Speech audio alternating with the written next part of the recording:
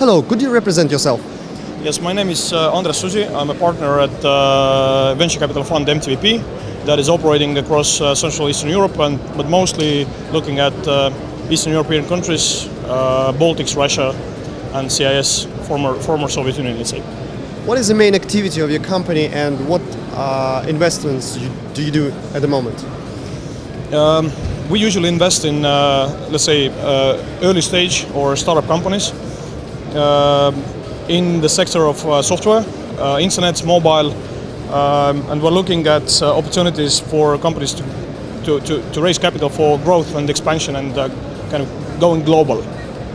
What is so interesting in Eastern Europe market for you?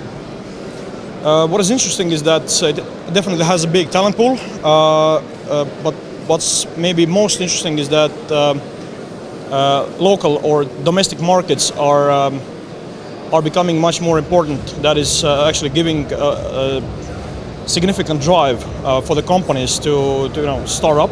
So creating activity of startup let's say scene here, and that is of course driving international expansion and companies becoming global, and that's definitely important for us.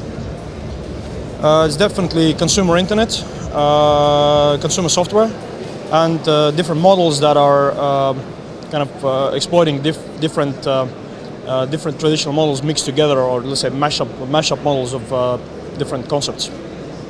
How would you describe your impression of meeting this conference?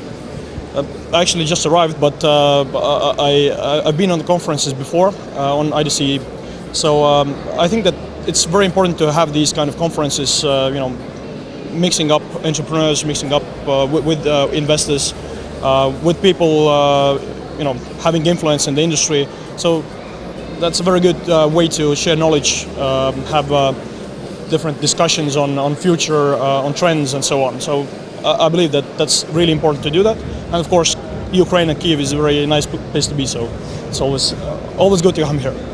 What would you recommend for the startups how they should represent their projects to find investors? Convincingly. So it's very important to really understand what you are doing and what kind of market you are addressing. So we've seen a lot of pitches on, let's say, 100-page business plans that are coming from a startup that hasn't really built a product yet. So that's definitely not the way to go. So we're looking at companies that are doing simple things and understanding how they